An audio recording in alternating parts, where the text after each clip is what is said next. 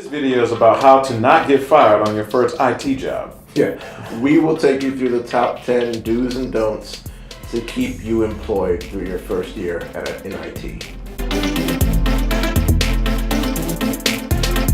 Hello, I'm Big Haas.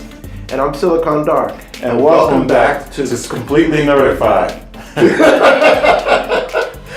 As you can tell, we're not harmony singers. Right. Number 6, do be available. Right. When people are looking for you, they should be able to reach you.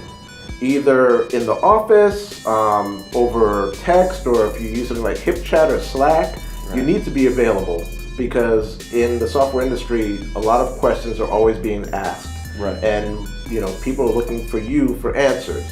I had an employee once, called him Joe Blow. He was on time every day, but it was very hard to find him. Right. I mean, you'd walk around the office like, where's Joe? Where's Joe? I don't know where Joe is. Maybe Joe's in the bathroom. Right. Right. Maybe Joe went for a walk to get a coffee. Yeah. You hip chat him, you Slack him, cannot find Joe. Right. And actually, true story, the building I work at has a lounge area downstairs. And I went down there because they have vending machines. Right. And Joe Blow was down there. Wow. Yeah.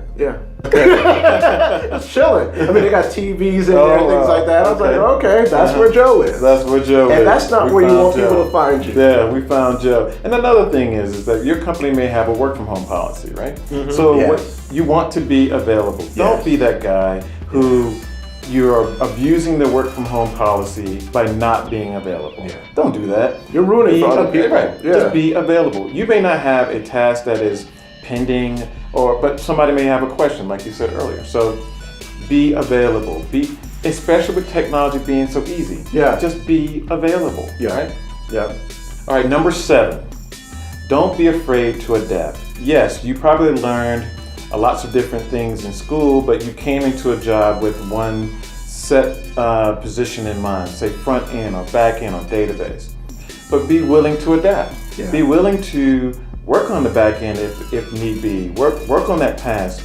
Any task that needs to be done within your team for your project, be willing to do. Be willing to learn. And that's one thing that I think when you're a young developer, or a new developer, I should say, be willing to do.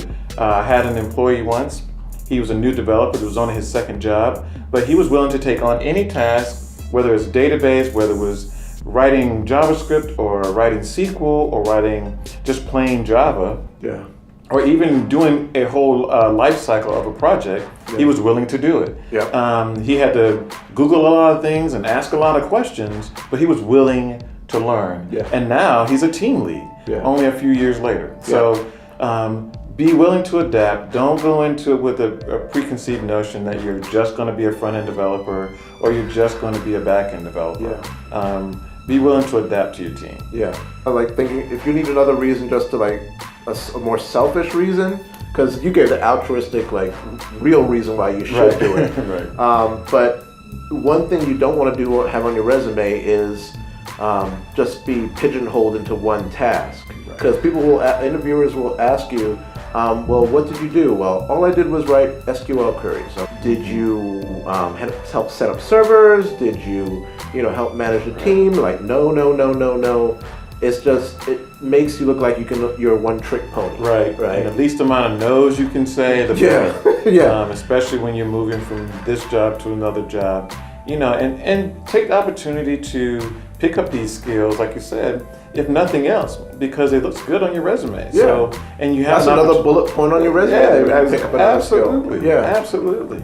And that's all. And they know you don't know it, so they're willing to help you. So I would say learn to adapt. Don't go in and pigeonhole yourself into one category. Right. Number 8 is, and this is going to sound a little crazy, but as a new developer, forget about the salary.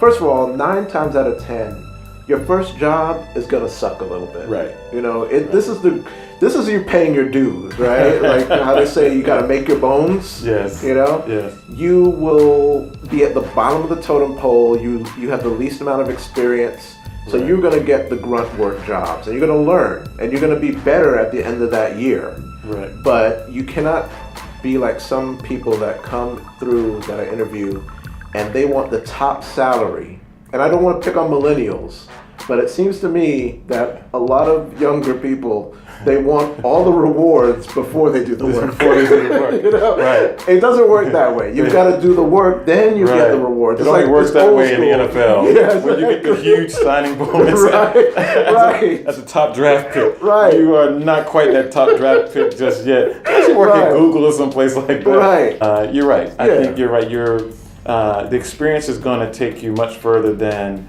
a couple of $1,000 in more salary, and but the experience you can take on and build on for the rest of your career. So, I mean, year 3, 4, 5, you'll start seeing those jumps. Right. But don't try to go for the gold at the beginning. Right.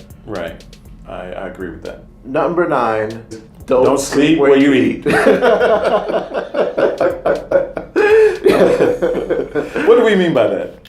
We're not meaning going to bed and having dreams. We're talking about dating, of course. I am not going to go into my own personal history, but spill your guts, man. Spill your guts, man. I've heard stories. But anyway, I mean, especially early in your career, you don't want to get entangled and ensnared in something that's going to affect your career, or even get you fired or reported to HR. I mean, you're new, some of you are young, some of you are just coming into the industry, and you don't want to sabotage it because people are humans and they will judge you based on the way you behave.